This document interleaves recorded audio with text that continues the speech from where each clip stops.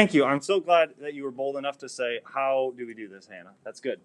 Perfect. Exactly what I needed. That was so fun. All right, today we're looking at the law of cosines, which is like the law of sines, but not really. So we have our term. We're going to look at what the law of cosines is. We have a couple different examples, and I'll do your homework for you, all kinds of good stuff. So here, technically, is the law of cosines. Now you should, who's got their note packet out? Who's got their note packet out?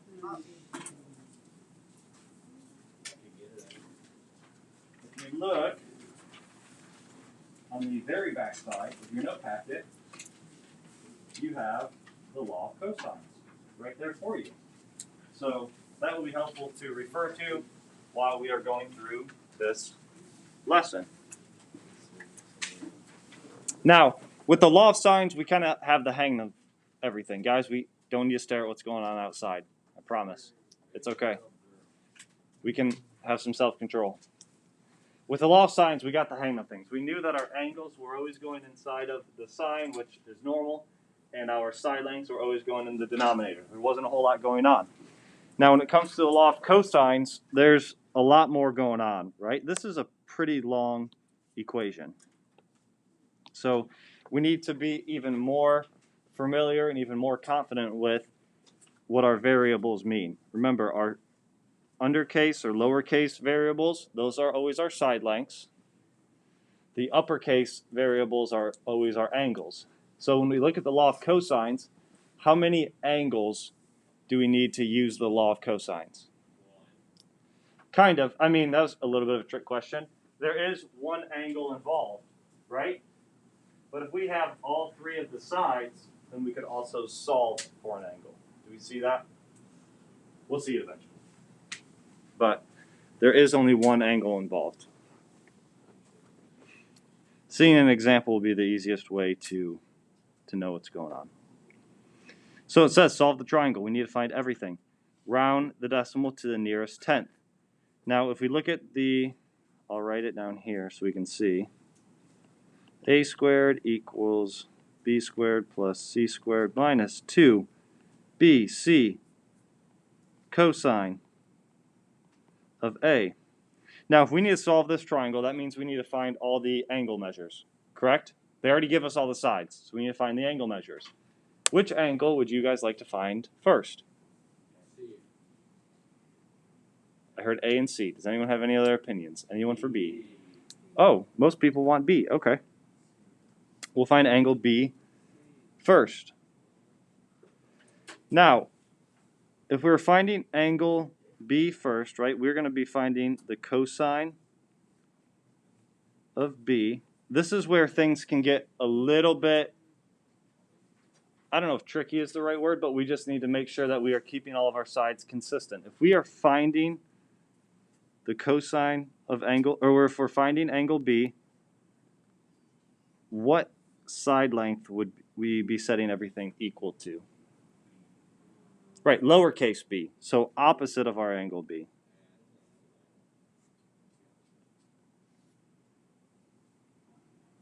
Do we see that?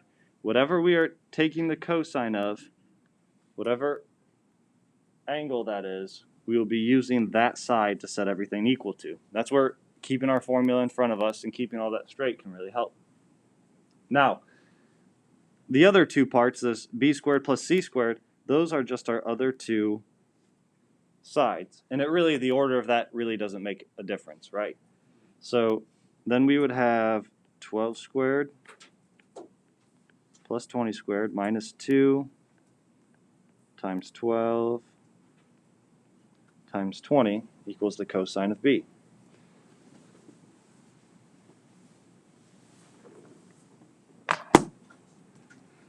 $27 squared gives us $729. 12 squared plus 20 squared gives us 544. 2 times 12 times 20. Whoops. 2 times 12 times 20 gives us 480.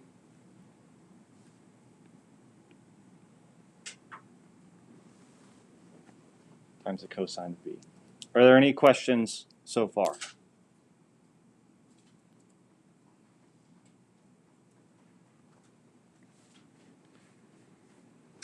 Now we would subtract 544 from each side because we have a positive 544 here. So 729 minus 544.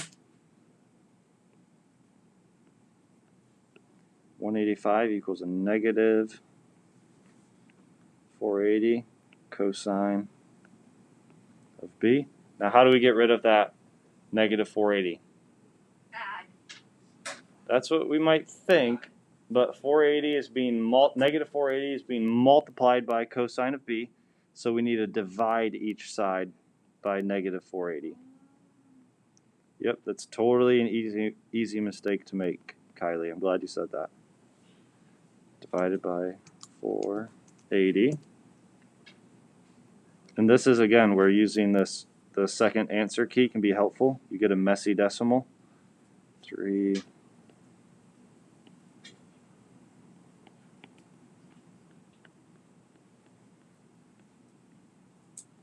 Now we need to take the inverse cosine of each side.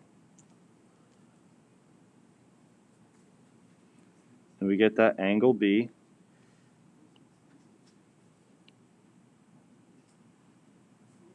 is 112.7 degrees. Now that we have one of the angle measures, do we need to use the law of cosines again? No, we don't. What can we use now to find the other angles? We can use the law of sines. Now, if you want to use the law of cosines, all the power to you. But I think we're more comfortable with, and I think it's a little bit quicker to use the law of sines. We can find, if we want to find angle, let's say A next, we know that the sine of 112.7 over 27 equals the sine of A over 12. We cross multiply, we have 12 times the sine of 112.7 divided by 27.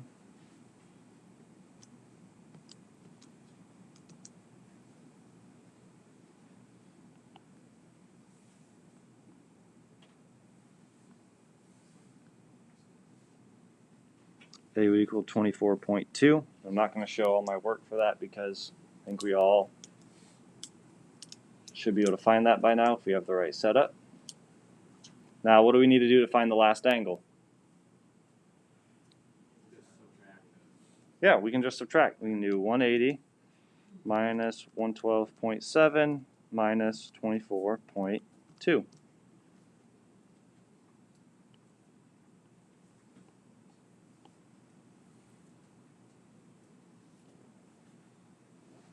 So really, when we look at these triangles, our first thing that we're going to try is see if we can set up the law of sines, right? Because that's easier, that's quicker, not as much going on. If we can't use the law of sines, then we're going to have to use the law of cosines at least one time, or at the most one time, I'm sorry. Just one time so that we can find an angle, use the law of sines. So here's an example for you to write down. This is number 1 on your homework. Here's what I'm doing your homework for you.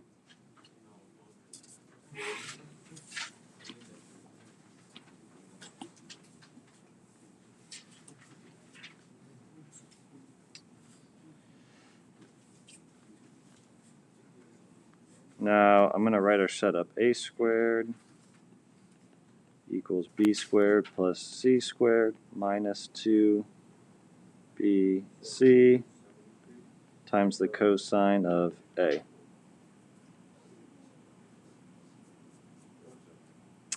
Why don't we look to find angle A first? Now, what I think can be helpful is next to the problem, if you write lowercase a is 12, right, across from angle A, uppercase b or lowercase b is 16, and c is 18 to start out, because like we said, we only need to use this once, and then we can go to the law of sines. So if we know that we're going to try to find angle A first, then this will match up with our formula, right? We're looking for angle A. So all those letters and everything would match up with our formula. Go ahead, everyone take a second to get started, and I'll be writing so you can check my work as you go, but I'll give you a little bit of a head start to see if you can get the setup.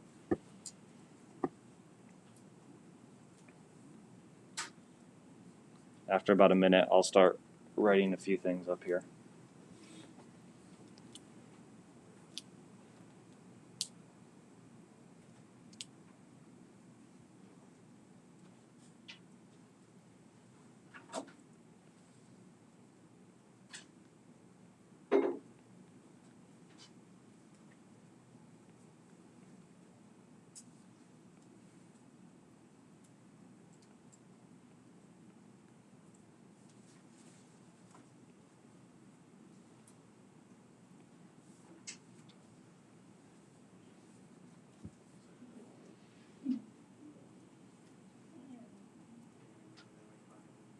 So that should be your setup. Now it's just simplifying.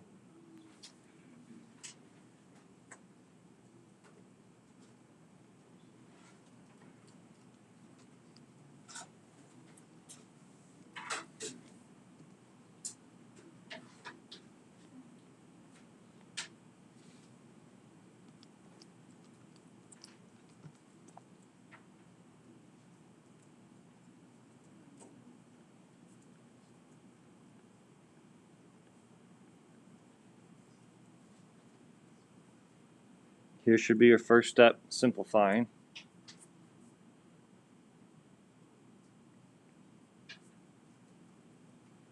And these would be all the steps that I would expect to see on your homework and everything.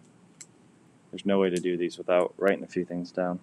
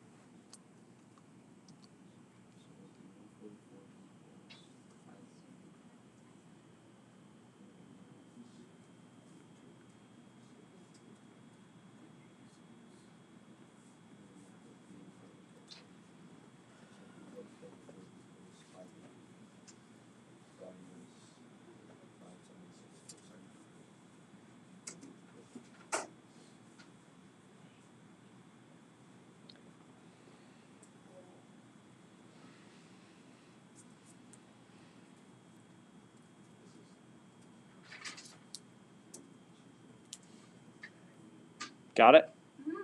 Nice job. Now for this one, it said solve the triangle. So if you already solved for angle A and are all set with 40.8, then why don't you go ahead and use the law of sines to solve for the other parts? Correct. You already got the other part? No, I was just saying correct because you're right. Oh, thank you.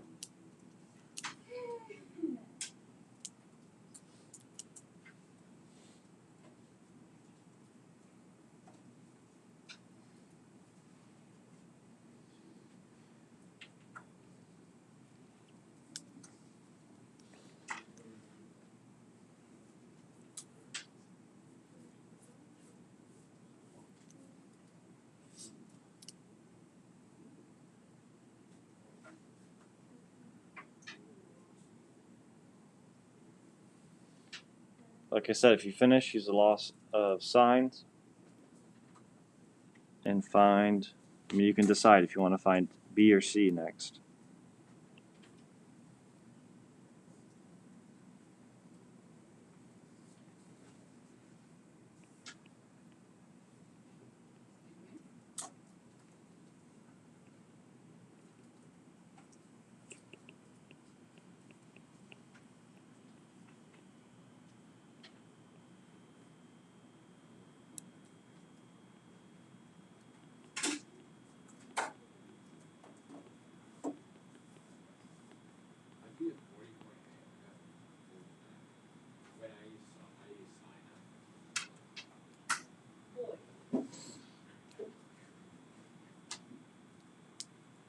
It's all right.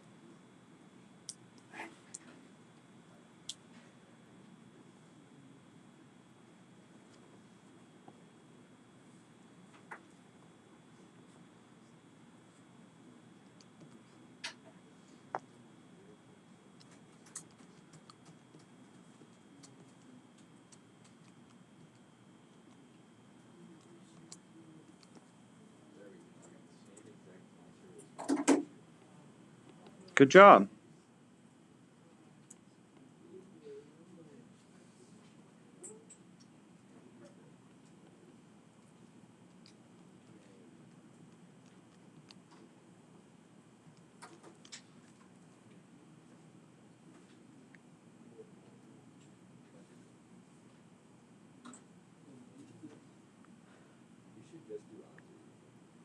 Now, how can we check to see if our answers are even remotely close?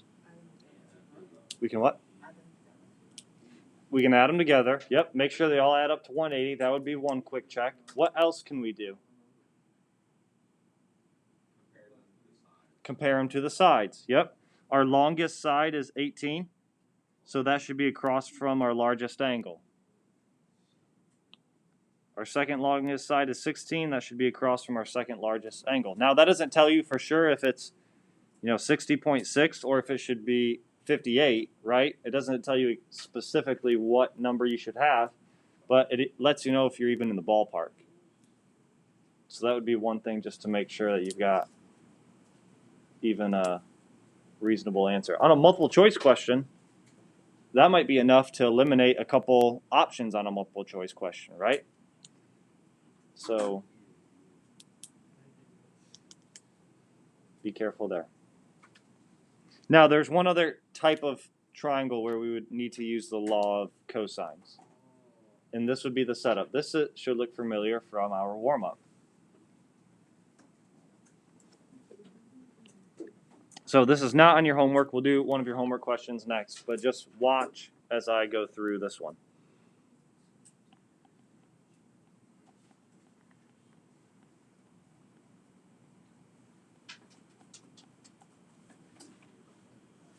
They give us an angle in this case, right? So we know that we're going to be taking the cosine of 34. Now that means that everything needs to be equal to b squared, right? Okay. Now, again, these other two sides don't really make a difference. 14 or 11 can be the other two. It doesn't really matter. So we'll say 11 squared plus 14 squared minus 11 times 14. And now we can solve. Technically, we should be able to punch this whole entire thing into our calculator. But even when I solve these, I take it in chunks. So first I do 11 squared plus 14 squared. 2 times 11 times 14.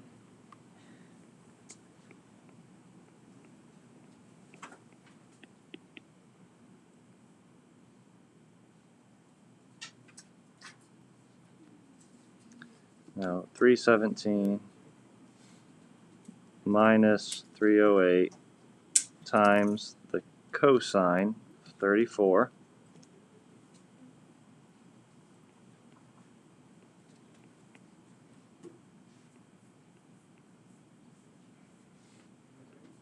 Now what do we need to do with our last step?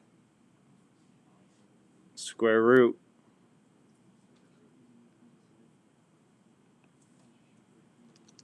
And this is where that second answer key can be helpful as well. So you don't have to type in all those decimals. 7.9. And again, we can check, does our answer even remotely make sense? Yeah, it looks like it would.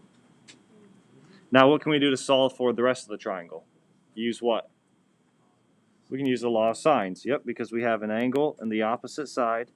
And now if we want to find angle A, we also have that opposite side. So we could solve the rest of the triangle using law of sines. which I know it says solve the triangle, but just for the sake of time, I'll start doing your homework for you again. So here's an example. We need to find this on the back side. Notice you only need to find one thing. You need to find AB.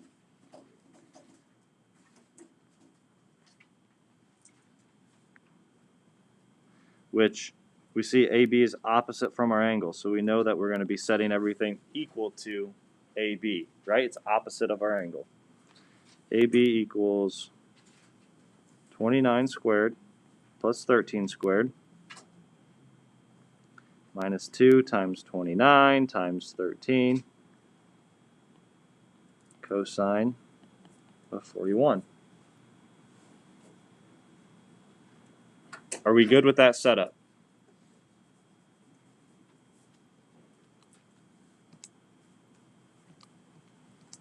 Now we start simplifying.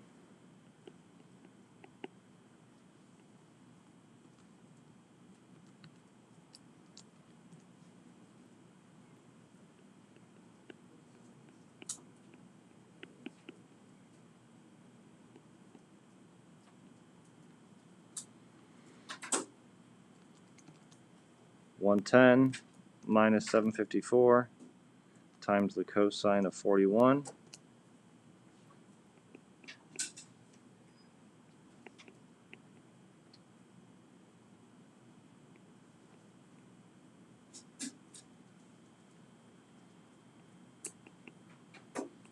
Square root both sides. And we should get 20.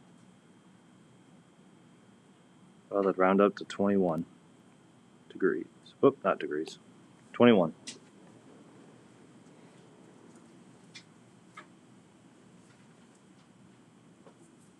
That's all we need to find there. It just says find AB. So we don't need it to continue solving.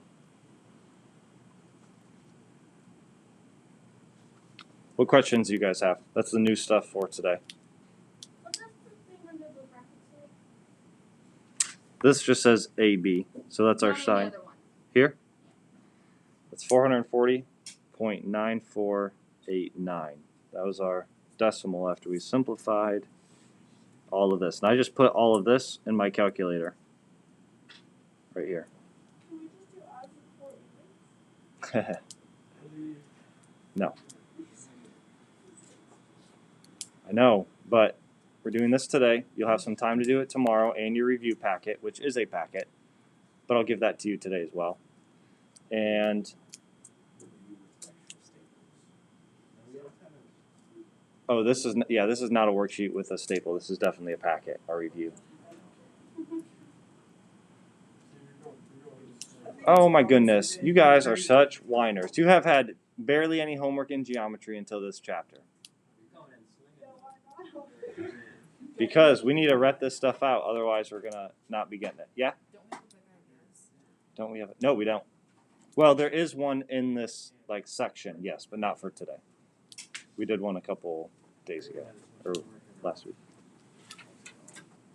You guys are fine. All right, one last thing. It is kind of confusing to know when do you use the law of sines or when do I use the law of cosines. All right, and if you want to write this in your note packet, that could be a little bit helpful.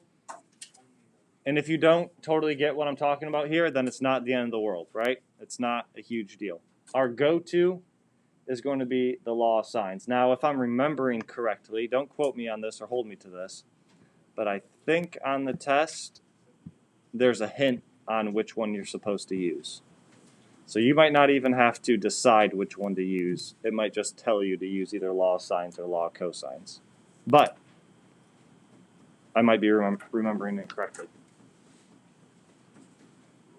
Did we ever talk about a side-side angle type of theorem? Or an angle-angle side? Yeah, we learned both of those. Did we talk about both of those? Pretty sure. Those would be our two cases when we use the law of sines. So maybe that's something that can be a little helpful. I think this is more helpful though over here. Side, side, side is super obvious, right? When we have all the sides, that means we have to use law of cosine. When we have side, angle, side, or two sides and then the included angle, that is also when we have to use the law of cosines. So I would just jot this down in your note packet next to law of cosines, law of sines. Again, if it's not helpful, if it just muddies things up a little bit, that's all right. Your go-to will be the law of sines. You'll think, oh, I can't do the law of sines like you did in the warm-up, right? You looked at it, you tried to set it up, couldn't do it. So then your go-to would be law of cosines.